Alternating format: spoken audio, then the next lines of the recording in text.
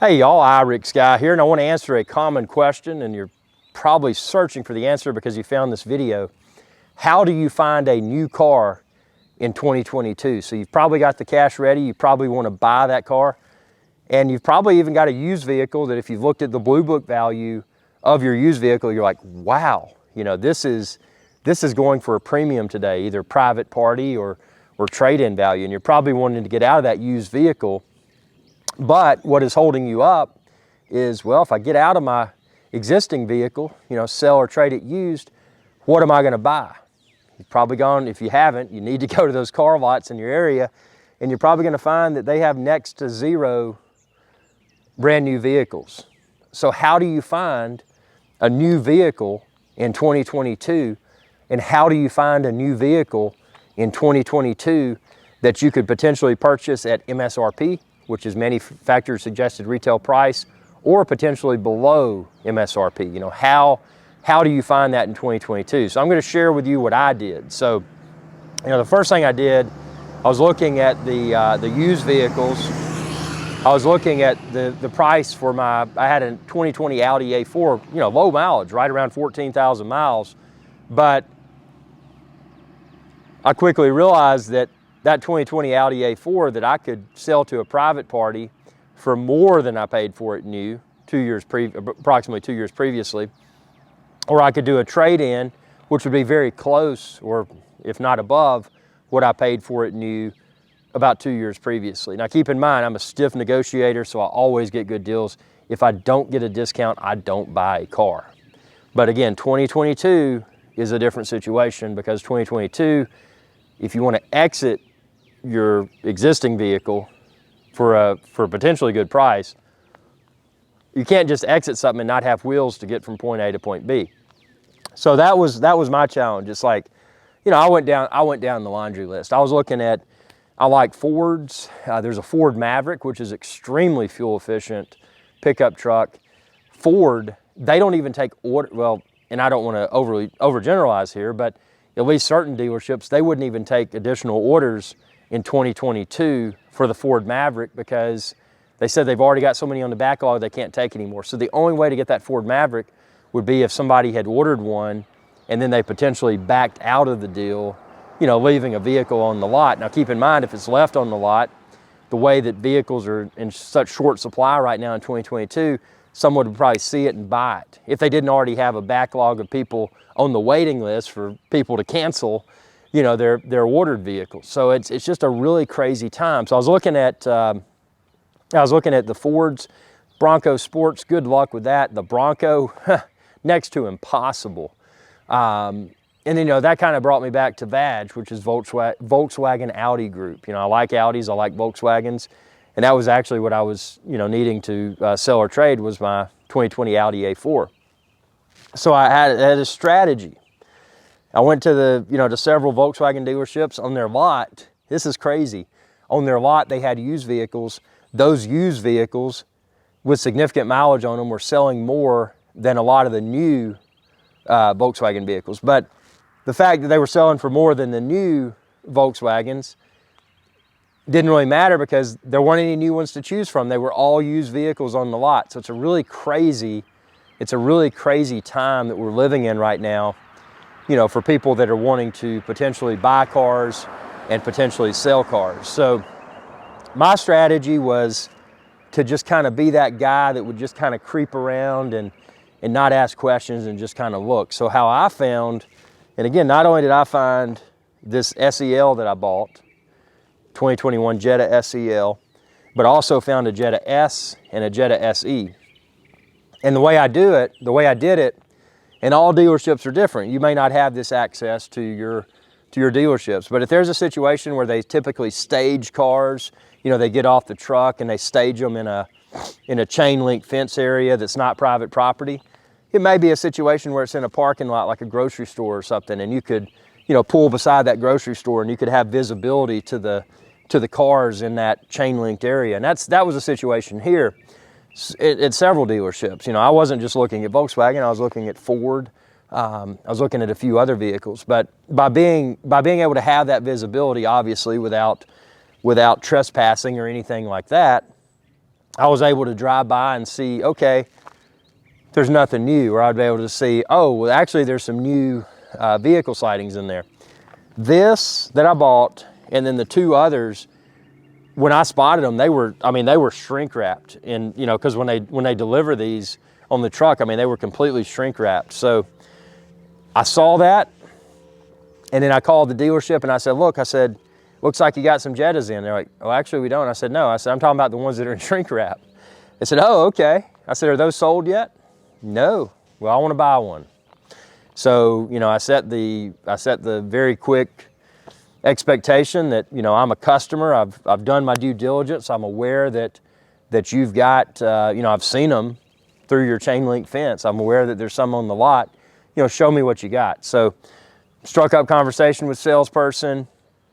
You know, let me, you know, first of all was the most important. You know, what would you know, take my information, take my VIN from my 2020 Audi A4, take that information and tell me what you would offer as trade-in for that, because I knew the trade-in values from Kelley Blue Book, and then I also knew the private party values, and I knew that, you know, trade-in, they're typically going to be a little bit softer than a private party value, but there's a convenience factor there, and also the fact that from a sales perspective that they knew they were getting a very quick to resell vehicle, you know, the Audi. They didn't have any new vehicles. They didn't have any Audis. They had a few Volkswagens with higher mileage in used, but they knew that Audi would go like that. So I was doing them a favor by potentially bringing that car to the table to for them to, you know, offer me a trade. So long story short, I got that locked in.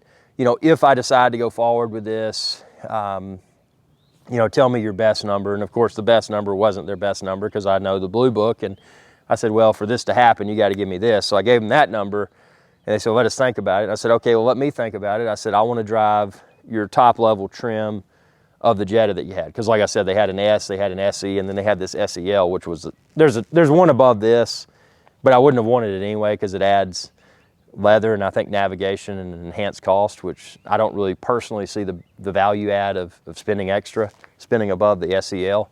So the one I got would have been the one I wanted anyway. But I said, yeah, I said, get that SEL out of the shrink wrap for me. Tell me when it's parked out front. I'll leave my car. You know, your team can thoroughly inspect it while I take this for a half hour or so and drive it around and see if I want to buy it. So that was that. And then it's still got some plastic residue in the door handle because they took the shrink wrap off so quickly for me. But yeah, I drove it. They had hour to inspect my vehicle and with certainty say, okay, this is what we'll officially offer you for your trade should you decide to trade in. And then this is what, you know, what we will offer if you decide to, if you want to trade and buy this vehicle, here's the price. And actually I was able to get, and I never quote numbers in these videos, but I was able to get this 2021 Jetta SEL below MSRP. And as you know today with the vehicle shortage, even getting a brand new vehicle to even see that's not already sold, that's next to impossible. And if you do get it, to get it for MSRP is a gift, but to get it below MSRP is a rarity. So I was able to get what I wanted for my trade, which was the main thing. And then I was able to get below MSRP, which just further sweetened the deal. Sure, I'm not driving an Audi. I don't have the handling, the sports car-like feel that I had with, I mean, it's still a great car, but I don't have all of that. I've made a sacrifice. But in this financial climate, why would someone hold on to a vehicle? I mean, heck, I let it go for right around, if not more than I'd paid for it new 2 years previously. I mean, from a numbers perspective, it only made sense. And now I'm with a good vehicle that's not a compromise. It's great. Check out my reviews of the 2021 Jetta SEL. I mean, it's a great handling vehicle. It's fuel. It sips fuel. It's got all the latest tech. It's got, you know, wireless Apple CarPlay. Dr. Dre made the sound system for it. I mean, it's good. And this video isn't to try to steer you towards one car or brand or the other. This video is just explaining, you know, how I was able to find a new vehicle from a dealership and actually below MSRP. How I was able to do that in 2022, it's not easy. So, you know, just a quick summary of this, what I would recommend you do, well, that's not a recommendation, you do what you want to do. But if you're trying to find a new vehicle, you probably want to find some car dealerships that have, you know, the back areas where they accept the deliveries, that have like a chain link fence or something. I mean, you know, again, don't go trespassing, but something that you can see from a public, you know, roadway or that goes by it, or maybe it's in a grocery store parking lot and you can park in the grocery store, and maybe you have to have some binoculars and kind of look through there. But just, you know, at your leisure, go by there and notice when those deliveries have arrived. And as soon as they've arrived, you know, already have that dealership's contact info handy so you can call and see if maybe you're lucky. And you may not get lucky. Just because you see something with shrink wrap doesn't mean it's available. They can say, well, yeah, you know, actually we got X, Y, and Z in, but all of those vehicles are already sold. Sorry, thanks for your interest. You know, do you want us to let us know? Do you want us to let you know when we get something else in? You know, that's completely, you know, it's, nothing's guaranteed. But this worked for me. I got lucky. And, you know, one thing I would leave everybody with would be, don't be picky nowadays. I mean, if your intent, like my intent was to exit an existing vehicle that I'd enjoyed for 2 years or so, to exit that for basically what I paid, if not a little bit more than I paid for it new, it was a no-brainer. I mean, I was about to have to put new tires on the thing. You know, there was going to be some cost involved. So it was a no-brainer, but obviously you can't put the cart before the horse. I couldn't sell my transportation, my daily driver, and not have something else new to drive. But with that being said, I mean, I didn't, you know, the color of it, actually I got lucky. White is a good car color. The reason white's a good car color is because whether you're male or female or don't identify, you know, whatever your situation may be, white is a neutral color. It is a neutral color, but on cars it's neutral. It's gender neutral. It is, it's just so neutral. I mean, it's basic. I mean, you know, I would prefer, my personal color preference, I would like something like gray or blue or purple, you know, something crazy. But that's, you gotta readjust your mind. It's like, okay, well, what's better, the color of the vehicle? If you can get something, you can get it for MSRP or less, and it's something you can enjoy as your daily driver, don't nickel and dime yourself too much in the head, because this isn't the car market that we had 4 or 5 years ago where you could walk in and there were just an abundance of vehicles. Even in 2020, there were an abundance of vehicles, different price points, different colors. This is not that market. You know, this is, hey, if you got a used vehicle you're trying to get out of it, you may be able to get out of it for really good money. But if you get out of it, you don't have anything else. So with that being said, you know, I'm happy, I got lucky. It was the product of my own due diligence, you know, stalking that chain link fence, you know, looking through there and seeing what arrived. And it took some effort, but the effort I feel was worthwhile, because now I'm driving a brand new vehicle. I've only put about 100 miles on it. It's a lot less expensive vehicle than the Audi A4. It's got brand new tires. I could potentially get 50,000 miles out of those tires. So I've got something that I can enjoy now. And, you know, if market conditions change and cars become plentiful again, sure, I want to get a BMW M.